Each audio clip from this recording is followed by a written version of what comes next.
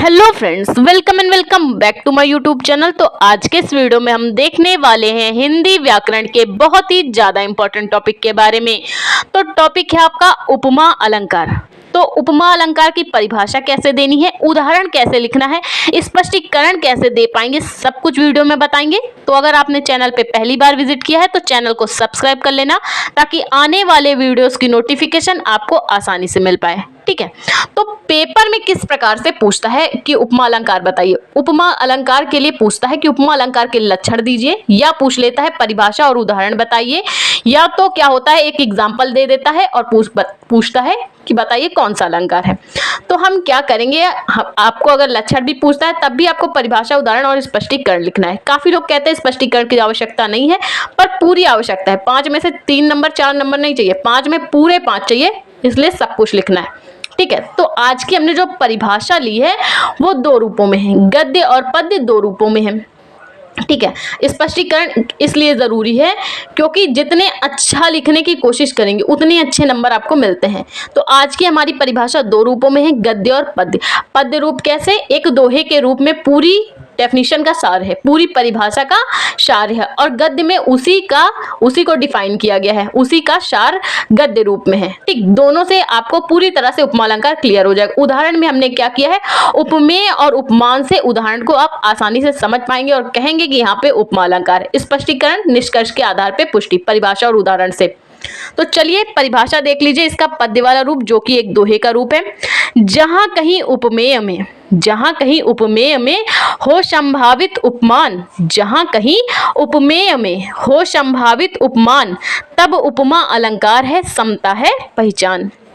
ठीक है, जहां कहीं उपमेय में हो संभावित उपमान तब उपमा अलंकार है, समता है पहचान। तो कहने का मतलब यह है कि जब किसी काव्य या साहित्य में उपमेय में उपमान की संभावना बोल दी जाए कि उपमेय में उपमान की संभावना है, और किसके आधार पर संभावना है, समानता, समान गुणधर्म के आधार पर, एक जैसी चीजें हैं और समान गुणधर्म के आधार पर उपमेय में उपमान की संभावना। अब उपमेय उपमान समझ लीजिए। उपमेय अर्थात जिसकी तुलना हो, और उपमान क्या, जिससे तुलना की जाए। देख सकते हैं ये पेन क्या है, ठीक, ये 2 पेन है, एक नीला है एक काला है ना। तो मान लीजिए काला वाला है, काले वाले की तुलना हम किससे कर रहे हैं, इस नीले वाले पेन से कर रहे हैं। काले वाले पेन की तुलना हम किससे कर रहे हैं, नीले वाले पेन से।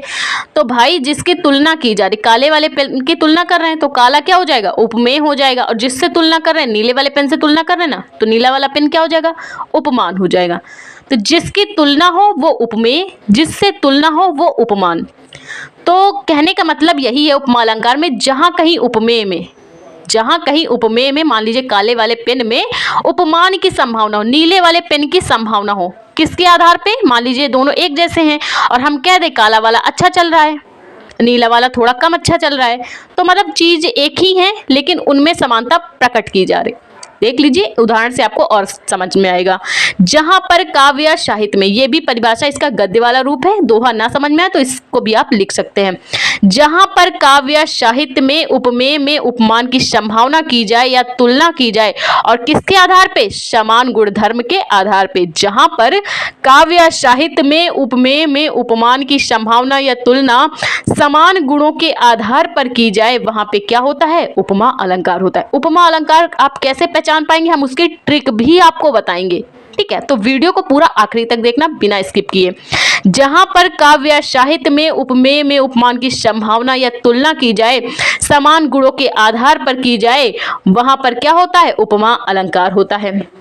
उदाहरण देख लीजिए, हरिपद कोमल कमल से, हरिपद कोमल कमल से, इसको इस तरह से भी पूछ लेता, हरि के चरण कोमल कमल, क्या पूछ लेता है, हरि के चरण कोमल कमल। तो ट्रिक इसमें क्या है, पहले तो ये डैश लगा होगा, 2 शब्दों के बीच में ये डैश लगा होगा, उपमेय और उपमान के बीच में। ठीक है, और जहां पे सा आ जाए, बड़ा सा आ जाए, शी आ जाए, शे आ जाए, उससे भी हम पहचान लेंगे कि यहाँ पे उपमा अलंकार है। जैसे ये है ना, हरिपद कोमल कमल से, हरिपद कोमल कमल से, तो यहाँ पे से आया ना, तो हम क्या कहेंगे, यहाँ पे उपमा अलंकार है, पहले ही जान गए, डैश भी लगा है। तो हरिपद कोमल कमल से, तो हरि के जो चरण हैं, हरि के जो पद हैं यानी जो पैर हैं वो कोमल हैं, किसके समान, कमल के समान। तो देख सकते हैं आप भाई हरि के जो कोमल चरण है, बहुत ही मुलायम चरण है, उनकी तुलना किससे की जा रही? कमल से की जा रही है। तो हम कहेंगे क्या? हरि के पद जो कोमल है कमल के समान। ठीक है, तो स्पष्टीकरण में क्या है? उपमेय में उपमान की संभावना। उपमेय क्या है? कोमल उनके पैर जो हैं उनकी तुलना कमल से की जा रही है, तो उनके जो पैर, कोमल जो पैर हैं वो क्या है? उपमेय है, और जो कमल है कमल के समान वो उपमान हो जाएगा। चरण क्या है? उपमेय, और कमल उपमान। चरण उपमेय में, कमल उपमान की समान गुणधर्म के आधार पर। समान गुणधर्म के आधार पर कैसे? हरि के जो पैर हैं वो पहले से ही कोमल हैं, और किसके समान कोमल है? कमल के समान कोमल है। तो कमल क्या हो जाएगा? उपमान हो जाएगा, और हरि के जो पैर हैं वो उपमेय हो जाएगा। तो यहाँ पर जो हरि के चरण हैं, भगवान विष्णु के जो पैर हैं, उनकी तुलना या समानता कमल के पुष्प से की जा रही है। अतः यहाँ पर क्या है? उपमा अलंकार है। अतः यहाँ पर क्या है? उपमा अलंकार। पहले तो हरि के चरण जो पैर हैं वो कोमल हैं, और किसके समान? कमल के समान। देख सकते हैं आप कितनी समानता दर्शाई जा रही। एक सी चीजें हैं, पैर एक से हैं, कोमल हैं, और वो भी कमल के समान कह दिए जा रहे हैं। अतः यहाँ पे उपमा अलंकार। आई होप आपको उपमा अलंकार समझ में आया। समझ में आया हो तो